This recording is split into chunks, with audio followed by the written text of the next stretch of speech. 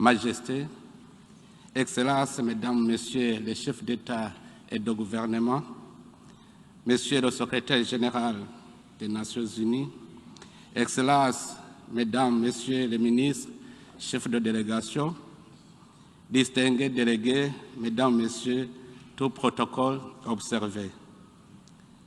Je voudrais, à l'entame de mes propos, exprimer mes chaleureuses félicitations à son Excellence Abdullah Shahid pour sa brillante élection à la présidence de la 76e session de l'Assemblée générale de l'ONU.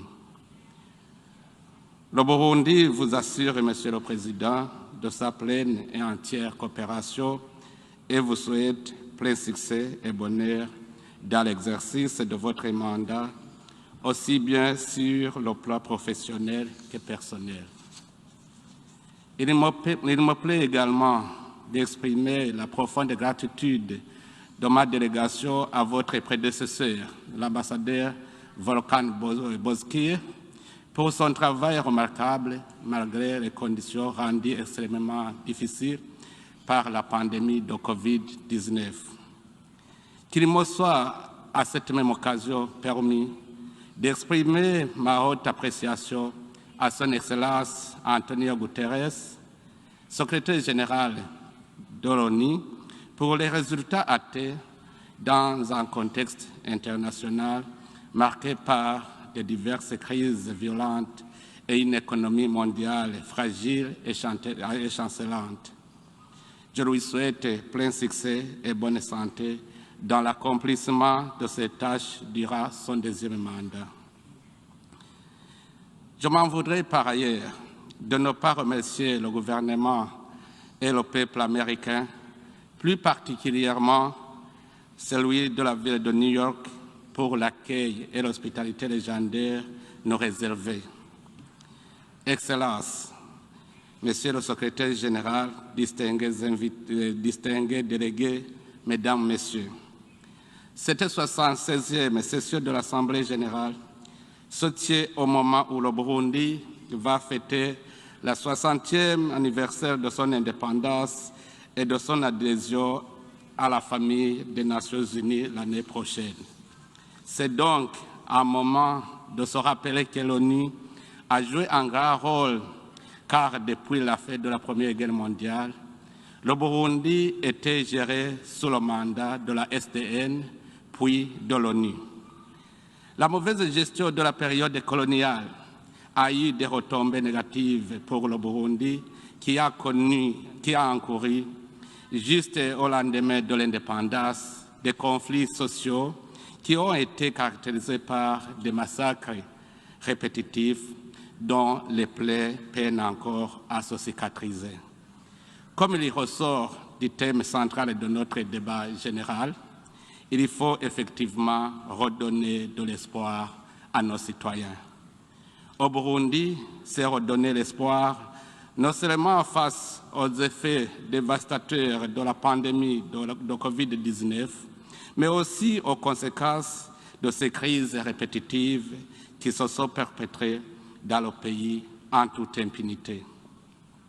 Ainsi, cette session ordinaire de l'Assemblée générale des Nations unies arrive pour moi à un moment propice pour mon pays, le Burundi, car elle lui offre une agréable occasion de partager avec cette auguste Assemblée les avancées significatives sur la scène nationale, régionale et internationale.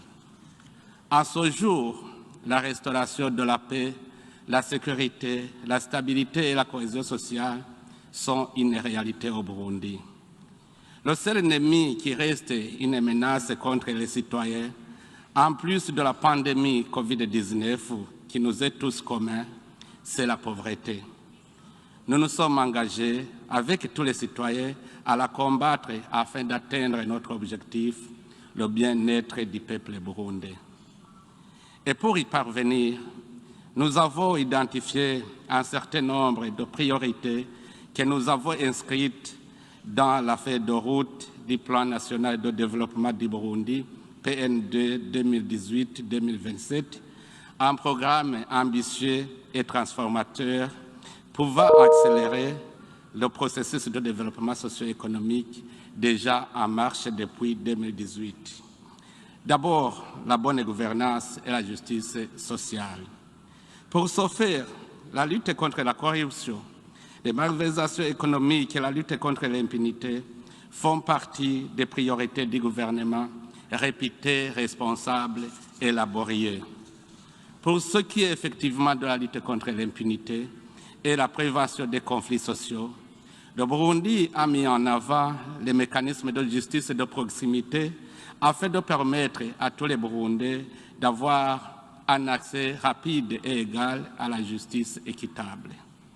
Aussi, des efforts ont été consentis pour rendre réelle l'indépendance et l'impartialité de la magistrature en rendant opérationnel le Conseil supérieur de la magistrature. Il est ici de souligner ici que dans le cadre de gérer les vices violents du passé, le gouvernement du Burundi est en train de gérer à bon escient le processus de justice transitionnelle pour toutes les victimes du Burundi. Dans le cadre de la gestion sécuritaire, nous tenons à souligner la question du terrorisme. Sur ce sujet, Monsieur le Président, il est indéniable que des succès ont été enregistrés.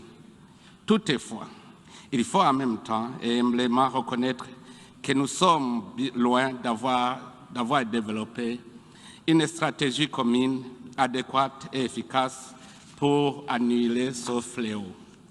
Sur le plan stratégique, étant entendu que le terrorisme n'a pas de justification, je reste convaincu qu'au-delà de l'action militaire nécessaire, la lutte efficace contre le terrorisme suppose une lutte contre la radicalisation qui a pour terreau l'ignorance, la pauvreté, le chômage de jeunes et l'inalphabétisme. L'ONU devrait entreprendre donc des actions de lutte contre la pauvreté et prendre des sanctions sévères contre ces groupes et tous ceux qui les soutiennent. De notre côté, nous sommes préoccupés par la prolifération du terrorisme dans la sous-région, dont les responsables tels que l'ADF, Red Tabara, ayant la base dans la région de l'Est de la République démocratique du Congo, qui recrutent de jeunes chômeurs et qui tuent aveuglément des paisibles et innocents citoyens. Je reste convaincu que ces groupes constituent une menace non seulement pour notre région, mais pour l'humanité tout entière. Nous devons à cet égard unir nos forces pour lutter contre le terrorisme sous toutes ses formes et manifestations. Et nous estimons que ce combat doit se poursuivre avec plus de détermination et de solidarité.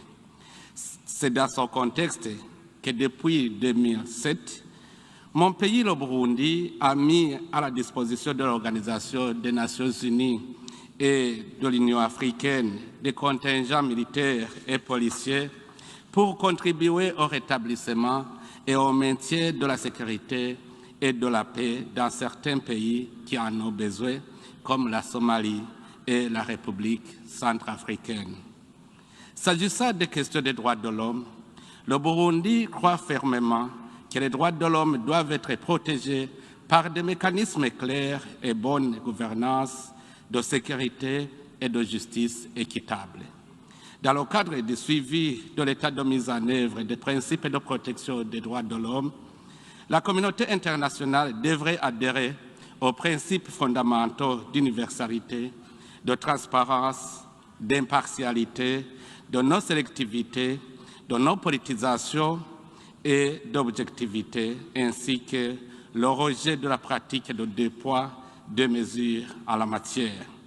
À cet égard, le Burundi estime que la meilleure voie de promouvoir et protéger les droits humains doit passer par la coopération, le dialogue, l'assistance technique et le renforcement des capacités des mécanismes nationaux œuvrant dans le domaine des droits de l'homme.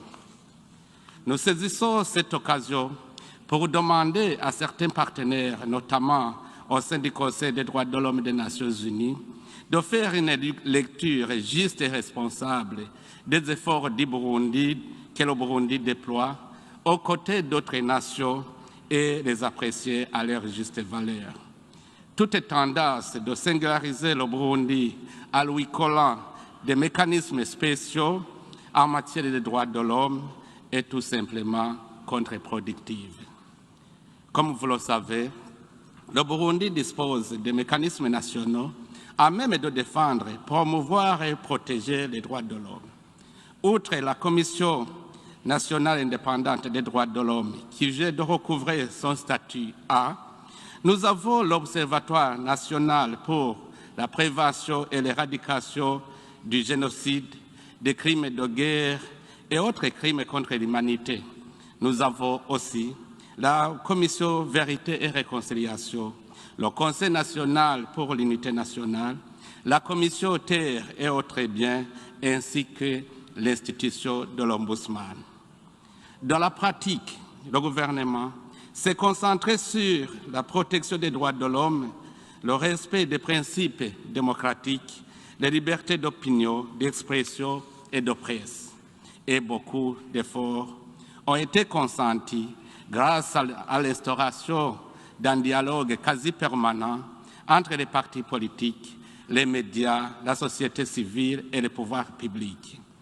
Ceci a permis la réouverture de quelques médias qui avaient été fermés dans la foulée des échauffourées de l'insurrection de 2015, la libération de plus de 5 000 prisonniers par la grâce présidentielle, la participation des partis politiques et de la société civile dans la gestion de la vie politique et sociale du pays. Monsieur le Président, Majesté, Excellences, distingués délégués, Mesdames, Messieurs, parlant des questions socio-économiques, le Burundi, comme d'autres pays, ne peut pas faire un pas vers le développement sans résoudre des questions de santé, de l'éducation, de gestion des groupes particuliers comme les jeunes, les femmes, les personnes vulnérables et les déshérités. Dans le secteur de la santé, la pandémie de Covid-19, qui s'ajoute à d'autres maladies qui font rage comme la malaria, le VIH-Sida, la tuberculose et d'autres, préoccupent le gouvernement du Burundi. S'agissant de la pandémie de Covid-19, depuis l'apparition des premiers cas, le Burundi a pris des mesures de prévention et de riposte à cette pandémie et toutes nos stratégies ont permis de maintenir la positivité des tests à un taux inférieur à 4% et d'éviter de grandes incidences de formes graves. Cependant, la complexité du virus interpelle toutes les nations du monde à plus de recherche et d'ingéniosité pour trouver une solution solide, collective, durable, voire définitive à cette pandémie qui perturbe l'humanité tout entière. Dans le même ordre, le Burundi fait appel aussi à la solidarité internationale pour secourir nos citoyens des autres maladies qui entravent leur action pour le développement économique. Dans ce cadre, le gouvernement du Burundi met en œuvre sa politique de gratuité de soins de santé pour les enfants de moins de 5 ans et les femmes qui accouchent dans les structures sanitaires publiques.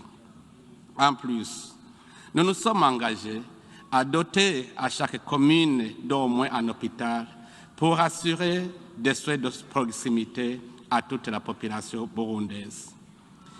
De ce développement socio-économique, effectivement, la priorité est d'abord la sécurité alimentaire.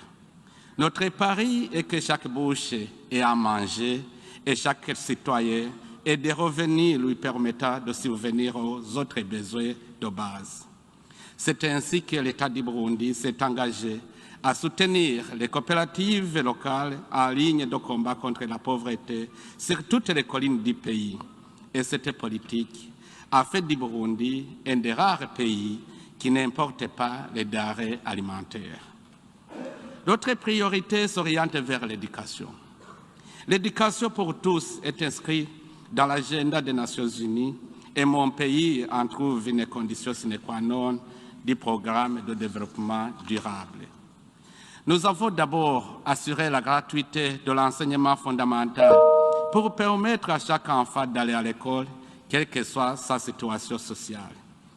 C'est dans ce même ordre que nous avons décidé d'installer une infrastructure scolaire à chaque colline de recensement et des centres d'enseignement des métiers. Nous nous attelons maintenant à réformer le système éducatif pour en faire un enseignement technique et professionnel, ce qui permettra de créer une jeunesse techniquement capable d'être polyvalente dans l'exercice des activités économiques dans tous les secteurs. Quant à la protection sociale, il s'agit de la mise en jeu des questions de l'employabilité des jeunes et des femmes et l'amélioration des conditions de vie des personnes en situation de vulnérabilité. Pour ce faire, tout en incitant les jeunes à faire preuve d'imagination pour initier des projets de développement, le Burundi a lancé un vaste programme d'autonomisation économique et d'emploi des jeunes, en plus de la création de la banque d'investissement pour les jeunes et la banque d'investissement pour les femmes. En outre, en vue d'atteindre ces objectifs en rapport avec la création d'emplois et le développement, l'État du Burundi, via le Fonds d'impulsion, de garantie et d'accompagnement, offre une partie des garanties aux projets rentables initiés et gérés par les jeunes et les femmes. En plus de ces axes cités, le Burundi met également l'importance sur le rapatriement des réfugiés et la prise en charge des retraités.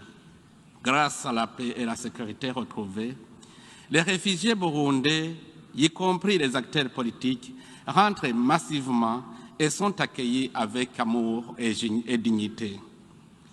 De juillet 2020 à nos jours, plus de 75 000 réfugiés sont rentrés volontairement, ajoutés à plus de 50 000 qui rentrent sans passer par les organisations spécialisées de l'ONU.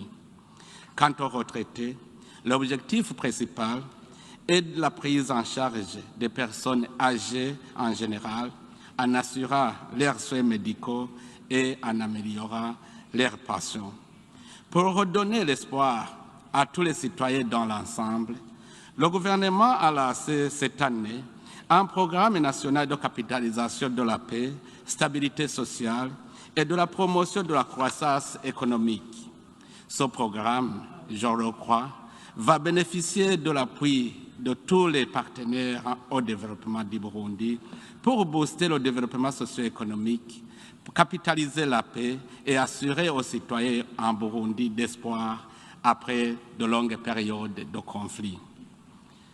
Un autre axe qui interpelle nos efforts dans le développement durable, auquel le Burundi attache une grande importance, est la protection de l'environnement, avec son adhésion à une vingtaine de conventions internationales y relatives. Dans ce contexte, le Burundi met tout en œuvre pour mobiliser les moyens de financement des projets liés à la biodiversité, à la dépollution des eaux, à la protection des sols, à la protection de la couche d'ozone et des polluants organiques, à travers notamment son projet ambitieux Ewe Burundi Urambaye, qui signifie le Burundi couvert dans sa totalité. Monsieur le Président, Excellences, distingués délégués, Mesdames, Messieurs, sur le plan diplomatique et de coopération, le Burundi s'est engagé à normaliser et à promouvoir ses relations d'amitié et de coopération avec ses partenaires bilatéraux et multilatéraux et à retrouver la place qui lui revient dans le concert des nations. À ce sujet, mon pays salue encore une fois la décision historique du Conseil de sécurité des Nations Unies et du Conseil de paix et de sécurité de l'Union africaine de retirer le Burundi de leur agenda politique en guise de reconnaissance du retour de la paix, la sécurité et la stabilité durable dans le pays. De même, le Burundi se félicite des progrès déjà atteints dans le processus de normalisation de ses relations d'amitié et de coopération avec l'Union européenne et ses États membres à travers un dialogue politique mené dans un esprit constructif et respectueux entre les deux parties. Au niveau continental, notre pays se réjouit d'avoir ratifié l'accord portant création de la zone de libre-échange continentale africaine, dont l'objectif ultime est d'intégrer à terme l'ensemble de 55 États de l'Union africaine au sein d'un même bloc de libre-échange. Tout cela pour répondre aux aspirations énoncées dans l'agenda 2063 visant à créer un marché continental avec la libre circulation des personnes, des biens et services qui sont essentiels pour le renforcement de l'intégration économique. Pour cela, le Burundi, avec la Tanzanie et la République démocratique du Congo, nous sommes sur une meilleure voie en initiant un projet de chemin de fer qui va relier le port de Dar es Salaam au Burundi et à l'est de la République démocratique du Congo.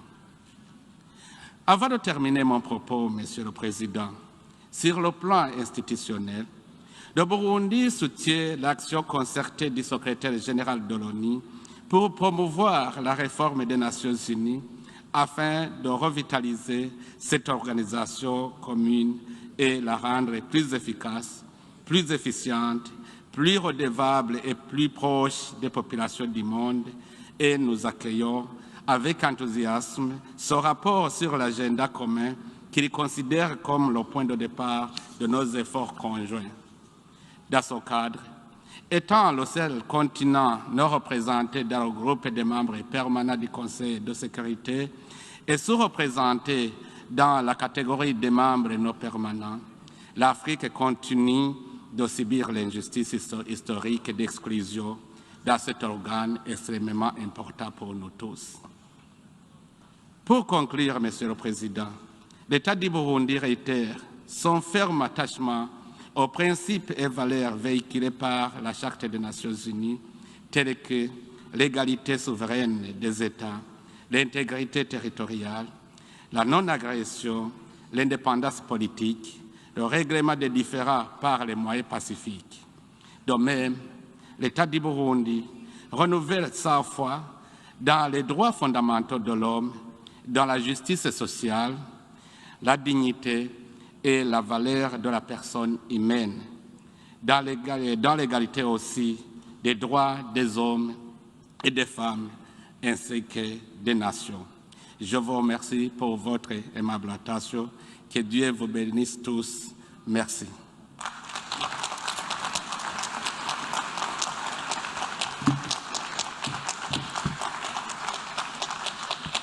On behalf of the General Assembly, I wish to thank the President of the Republic of Burundi for the statement just made, and I request protocol to escort His Excellency.